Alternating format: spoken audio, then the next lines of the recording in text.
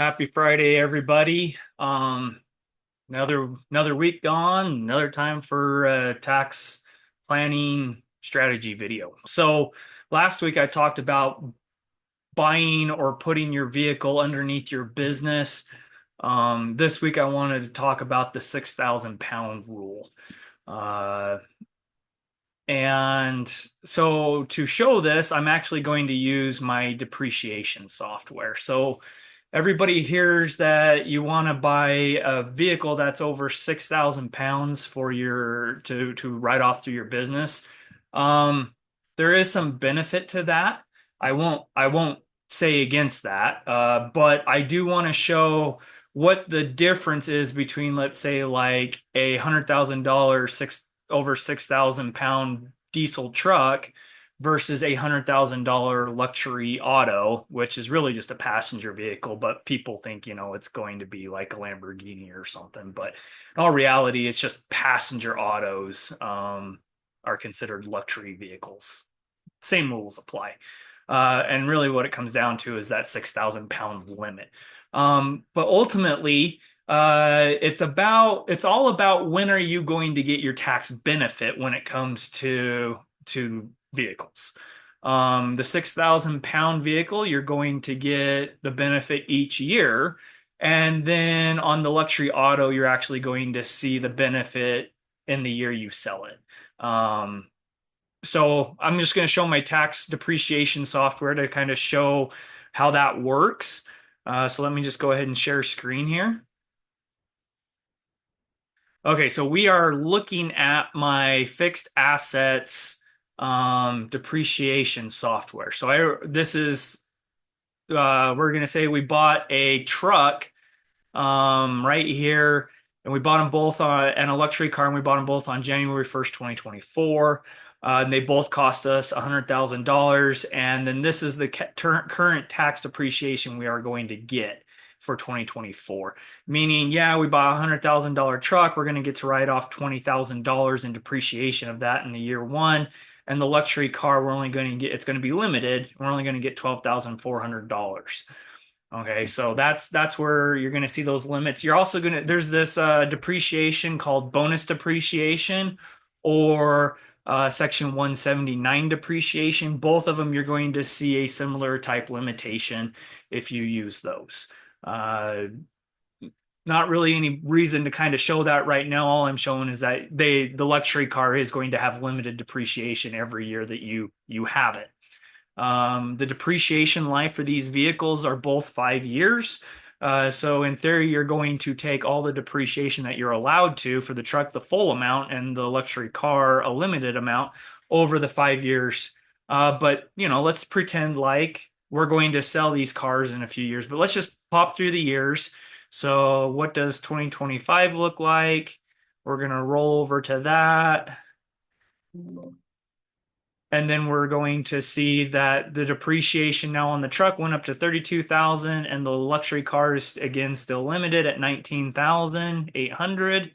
But we still get to take depreciation on both. So let's go to the next year, so 2026. And again, we're going to get 19,000 on the truck, and then we're back down to 11,900 on the luxury car. All right, and then let's go one more year, and let's say we're going to sell these cars in June of 2027. So let's move forward. And I've already put in the sold disposition. So we're still going to get to take a little bit of depreciation on them, but you can see now all of a sudden the luxury car gets more depreciation released for the half year that we owned it than the truck did. But let's go ahead and I'm going to print off the actual tax form and explain the tax form that shows these being handled on taxes for that year. All right, so here's the tax form when you sell a vehicle. What happens? So we sold both of these vehicles for $60,000. So here we have line 20 gross sales. So A is going to be the truck and B is the luxury car.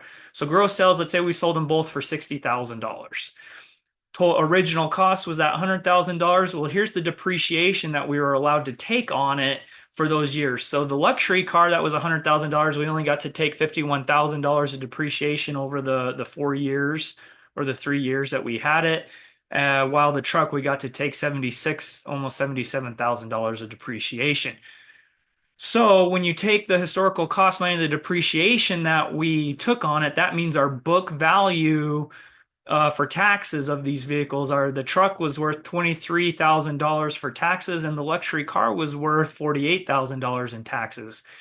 Well, so when you take the 60,000 minus the book value, we have a taxable gain on the truck of 36, almost $37,000, but on the luxury car, we only have an $11,000 gain.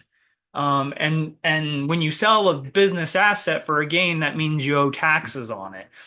And you have to pay taxes at ordinary tax rates because we have this thing called depreciation recapture. So what happened was you got to use all that depreciation for the truck, which was great. But now you're going to owe taxes on almost $37,000 of gain because you wrote off a lot of depreciation on it.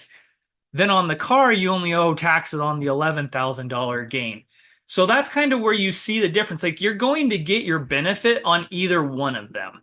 And that's why, and typically luxury cars actually lose value faster than, say, a diesel truck.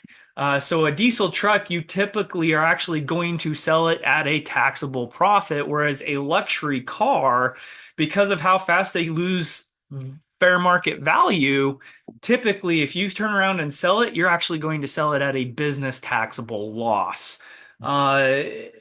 Because of how the depreciation works. And so that's why, ultimately people are like, well, what about the 6,000 pound rule? Honestly, it doesn't matter.